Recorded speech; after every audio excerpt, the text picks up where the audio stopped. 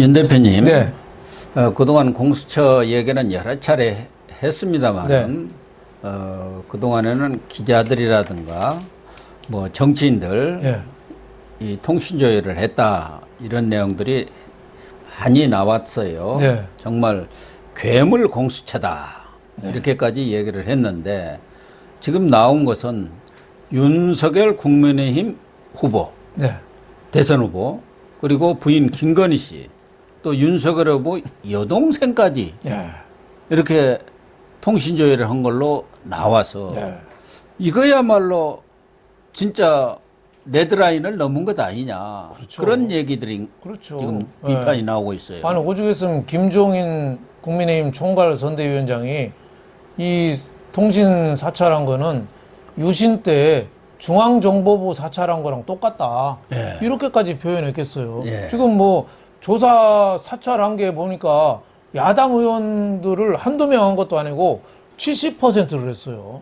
그러니까요. 네. 그리고 대통령 야당 참. 대권 후보 본인 그리고 부인 누이 동생까지 다 한 거예요. 이거는 전후무후한 일이 지금 벌어졌는데 다 했으면 모르겠어요. 국민의힘도 그 민주당이나 여당에 도움되는 이준석이나 홍준표 같은 사람 아예 안 했어요. 그러니까. 네. 이재명은 했습니까? 거기도 안 했어요. 그러니까 뭐 여당 의원들은 아예 없잖아요. 그러니까. 통신조회 했다는 게 없잖아요. 네. 거기도 또 범죄에 많이 관련되어 있지 않습니까? 그렇죠. 대장동에도 그렇고. 그렇죠. 그러니까 이 정권이 오징어 게임처럼 그 사령탑 안에서 다 이게 보고 있는 거예요. 뭐 하고 있나 다 보고 있는 거예요. 그러니까 옛날에 네. 중정에서 하던 일들, 네. 뭐 이 정권 들어와서 쇼로 예. 국정원이 네. 국내 사찰을 안 하겠다. 예. 그 사찰이라는 게 되게 도청하고 감청하고 네. 몰래 통신조회 하는 거 네. 그런 거 아니었습니까? 그렇죠. 그래갖고 누가 누구하고 만나고 뭐 이런 것들 네. 또 거기에 그 통신의 내용까지도 다 가져다가 이런 협박이라든가 그런 수단으로 써왔던 게 이 과거 군사정권이라든가 그 이후 이 정권까지도 그런 행태가 벌어졌는데 어쨌든 뭐 국정원이 국내 정치에는 개입하지 않겠다 해갖고 그 기능을 지금 넘겼단 말이에요. 그거를 공수처가 하고 있는 거예요. 그러니까 그걸 지금 공수처가 하고 있는 거예요. 고위 공직자 부패 수사를 맡아야 될 공수처가 예. 지금 윤수처가 됐어요. 윤수처. 윤석열 후보 수사가 주 목적이 됐어요. 지금 수사한 것 중에 공수처가 10건 중에 4건이 윤석열 후보 관련해요. 그리고 고발 완전히 사주니 뭐 이런 거 하고 있어요. 정치 사찰하고 민간 사찰하고 네. 언론 사찰하는 그런 기관이 돼버린 네. 거 아닙니까? 윤수처라니까 저도 좀 불안합니다. 같은 윤씨니까. 우리나라 우리 파평윤가들이 한 80만 되는데 다 뒤질 것 같습니다. 이거는 진짜 어떻게 보면 전후무후한 엄청난 일이 지금 벌어지고 있는 거죠. 지금 뭐 대통령 후보를 저렇게 했다. 이거는 내년에 공정선거를 안 하겠다는 뜻하고 같은 거거든요. 그렇죠. 예. 그래서 누구하고 이렇게 통화를 하는지 이런 거 다 다 보고 있는 봐가지고 거죠. 예. 거기에 따라서 또 뭐 혹시 기업인들이라든가 이런 거 있으면 가서 겁주고 그렇죠. 무슨 통화를 했습니까? 예. 이렇게 물어보는 것 자체가 그렇죠. 겁주는 너 거죠. 통화한 거 우리 다 알고 있어. 예. 접촉하고 있는 거 이런 거 아닙니까? 국정원에 또 박지원 의원 또 조용히 있겠습니까? 네. 예.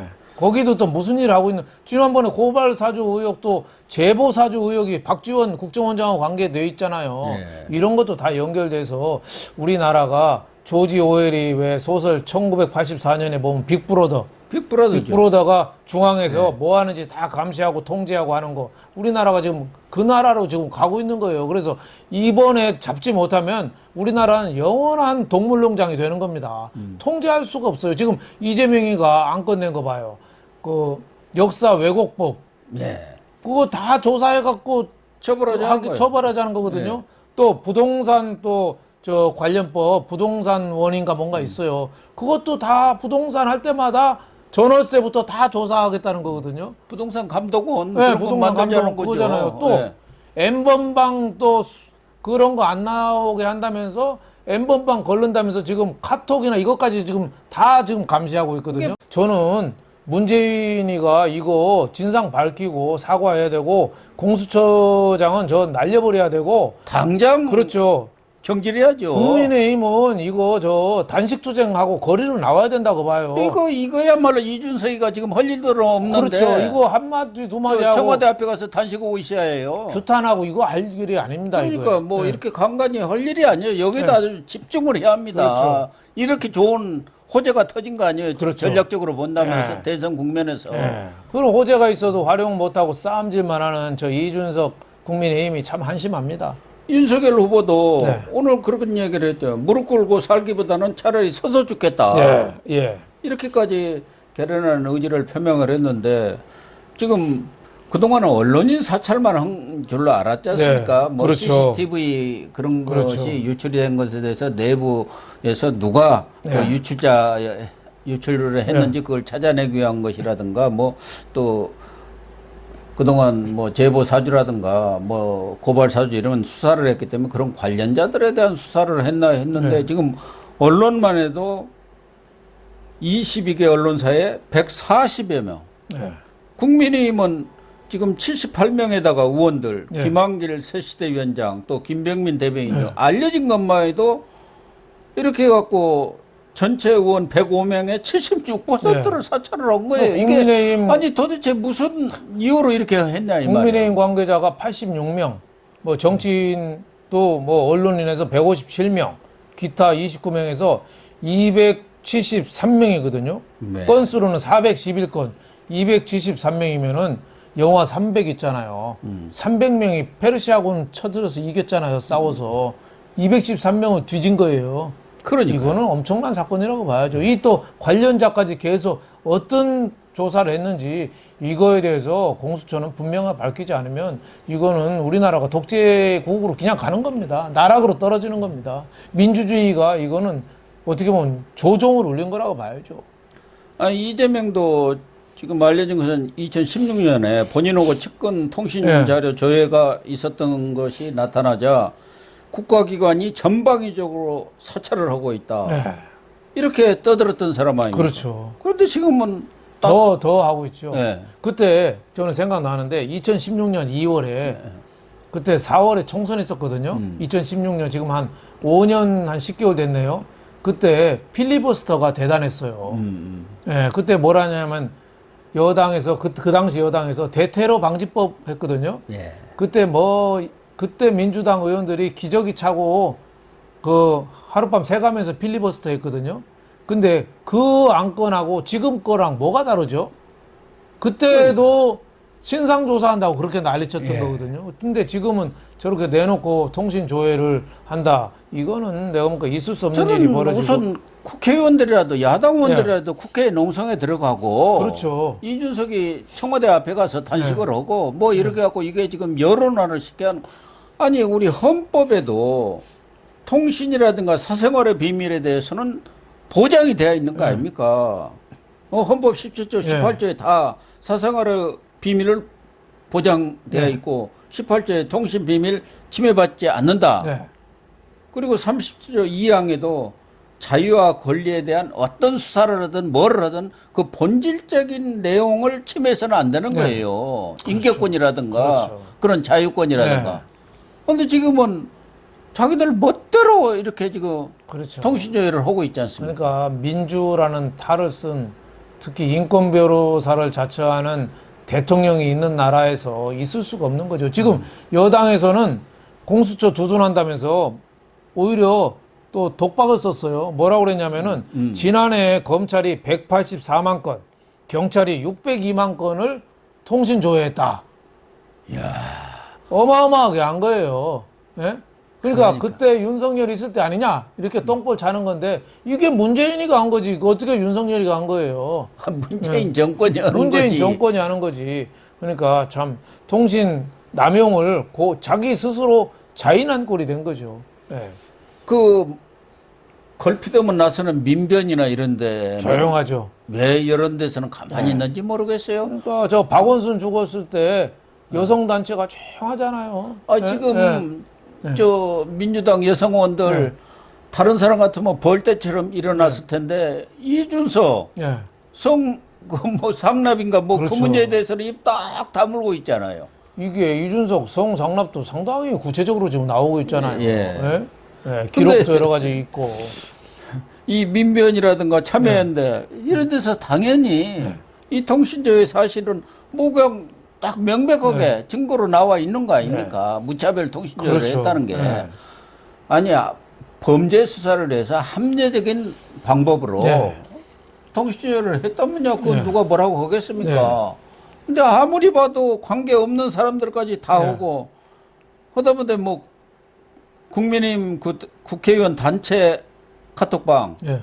그리고 언론인들 그 기자들 단체 대화방까지도 다 탈탈 털었다는 거 아닙니까? 이게 무슨 짓이냐 이 말이에요. 국회의원 야당 국회의원 78명, 예. 78명을 예. 예. 통신 자료 조회를 했으니까 있을 수 없는 일이 벌어지고 거기다가 대권 야당 대권 후보 대권 후보를 뒤졌다는 거는 이거는 뭐 하루 강아지 법무소인지 모르는 건지 그만큼 정권 재창출에 대한 그 어떻게 보면은 그 욕심이 많은 건지 무슨 불법을 저지르더라도 야권 인사의 허음을 잡아가지고 그 선거에 유리한 국면으로 끌고 가려는 그런 의혹이 상당히 있다고 봐야죠. 그러니까 지금 뭐 윤석열 후보는 TK 지역에 내려가 있습니다만은 오늘 그러니까 30일 날 법사위에 김진우 공수처장이 출석하지 않습니까? 네. 그러면 김진욱을 상대로 해서 이건 뭐 정말 제대로 한번 따져야 하고 네. 사실은 김진욱이는 지금 당장이라도 물러나야 할 사람 아닙니까? 그렇죠. 아니 저런 사람을 공수처장 시킨 문재인이가 웃기는 거죠. 수사 경험이 있습니까? 뭐가 있습니까? 그냥 자기 말 잘 듣는 사람 그냥 앉혀놓은 건데 말을 잘 들어도 너무 잘 들어버린 거죠. 말을 너무 잘 들은 거예요. 세상에 제일 나쁜 사람이 머리 나쁜 놈이 과잉 충성하는 거거든요. 그거는 오히려 조직에 해를 가해요. 그러니까 적당히 충성해야 되는데 머리 나쁜 놈이 과잉 충성해서 어떻게 보면은 저 청와대까지 피해를 줄 수도 있고 이재명 후보도 아마 이것과 심각한 타격을 입을 가능성이 높습니다. 그래서 뭐 거듭 얘기하지만 이런 문제는 정말 대장동 이상의 대장동은 그 몇 사람의 비리이지만 이런 통신 조회라는 것은 뭐 정치인에 대하든가 또 뭐 언론인에 대한 것은 한정된 거고 지금 국민 누구라도 필요하면 그렇죠. 언제든지 통신 조회에서 네가 누구하고 만나고 누구하고 전화하고 이런 거 다 알아볼 수 있다는 얘기 아닙니까? 그렇죠. 보통 사람은 자기가 통신 사찰 당하는지도 모르고 있는 거죠. 네. 자기가 알아보지 않으면 안 알려주거든요. 네. 그런 만큼 심각한 문제가 있어서 우리 그 인권, 개인의 자유, 사상, 양심의 자유가 지금 통째로 날아가고 있는데 이게 이 사상, 양심의 자유가 통제가 되면은 국민의 창의적인 발상, 창의적인 민주사회의 그 역동성 뭐 이런 게 사라지고 감시 사회가 되는 거죠. 빅브로더가 감시하는 사회. 오징어 게임에 그 도전한 그 수많은 사람처럼 감시하는 그런 나라가 되는 겁니다. 아니 그러니까 이 정권이 586 운동권이다 뭐 386 운동권들이 독재 정권 또 뭐런 감시 체제 저항해서 이렇게 운동했다는 걸 투쟁했다는 걸 지금 가장 큰 상장으로 내세우고 있는 정권 아닙니까? 그렇죠. 이런 정권에서 이런 일이 벌어졌다는 게 정말 충격적인 것이죠. 그렇죠. 그들이 가면을 쓰고 있었다는 것밖에 안 되지 않습니까? 그러니까 민주를 표방하고 독재라면서 몰아냈던 정권이 더 심한 독재가 된 거죠. 예? 그러니까 참 그 아이러니가 아닐 수 없습니다. 촛불을 빙자해서 정권을 잡은 정권이 말끝마다 촛불혁명 하면서 과거 정권보다 100배, 1000배 더 독재를 하고 있으니까 이게 심각한 거 아닌가. 국민의 통신까지도 열어보고 감시하는 그런 나라가 된 겁니다. 정말 태어나서는 안 될 그런 기관, 그런 공수처였다는 것이 과거 패스트트랙 때도 수없이 많은 국민들, 언론이 그렇게 목놓아 외쳤는데 그게 지금 현실화되고 있는 이 현상을 목도하다 보니까 참 착잡도 하고 그렇다고 해서 지금 야당이 과반도 안 되고 그런 상황에서 공수처 폐지를 밀어붙일 그런 힘도 없고 네. 정말 어떻게 할 방법이 없네요. 결국은 뭐 집권해가지고 공수처를 없애버리든가 아니면은 이런 행위를 한 사람들에 대해서 철저하게 네. 응징을 하면 그런 일은 없을 거 아니겠습니까? 이게 이럴 때도 국민과 함께 가야죠. 네. 저는 이거는 투쟁을 해야 된다고 봅니다. 청와대 앞에 가서 거적도 꽂고 이 추운데 좀 앉아 있으면 안 되나요? 당 대표가? 저는 이거 단식 투쟁을 하든지 저는 뭐 행동으로 단식하거나 뭐 그 거리로 나가는 거 별로 좋게는 안 봅니다만은 이런 거는 국민의 인권하고 관계된 예. 자유민주주의의 소중한 가치가 흔들리는 거거든요. 이런 거는 저는 야당이라면은 저는 분연히 나서야 된다고 보고 정의당이나 뭐 국민의당이나 이런 사람도 여기 힘을 합칠 테고 많은 언론도 피해자니까 언론도 저는 여기에 같이 손을 잡고 여기는 투쟁을 이 민주를 표방하는 촛불 정권을 표방하는 정권의 위선 이거를 낱낱이 드러내는 전 기회라고 생각합니다. 저는 김종인 총괄선대위원장이 네. 80 노구를 끌고 네. 청와대 앞에서 일주일만 네. 단식을 하면은 네. 정말 백기 들고 나오리라고 봅니다. 네. 이 선거판도 네. 완전히 네. 확 뒤집어 놓는 그런 결과가 있지 않겠느냐 그런 생각을 하는데 물론 뭐 김종인 총괄선대위원장이 하면 효과는 있겠지만 80대 어르신이 좀 무리가 있으니 젊은 저는 이준석이가 해야 된다고 봅니다. 예. 그런 투쟁력을 야당이 보여줘야 그래야 정권 교체도 가능한 거 아니겠습니까? 아무 영향력 없는 성명 한두 조각 내버리고 다 했다. 그리고 국회 법사위 열어서 뭐 따져본들 법적으로 크게 뭐 잘못된 거 없다. 이 말만 들으면 무슨 소용이 있느냐 이거예요. 그렇죠. 예. 지금은 투쟁할 때 과거 YS라든가 DJ 목숨을 걸고 투쟁을 했지 않습니까? DJ가 그때 단식한 때가 언제니까 70 훨씬 넘은 노구를 이끌고 가서 단식을 해서 이 지방자치제도 다 받아냈던 거 아닙니까? 그런 YS도 마찬가지죠. 그런 절실함을 국민들한테 전달이 돼야지 야당은 비로소 자리를 잡는다 이렇게 생각합니다. 정말 그렇게 해주기를 기대를 하겠습니다. 네, 시청자 여러분 오늘 방송 마치겠습니다. 시청해 주셔서 감사합니다.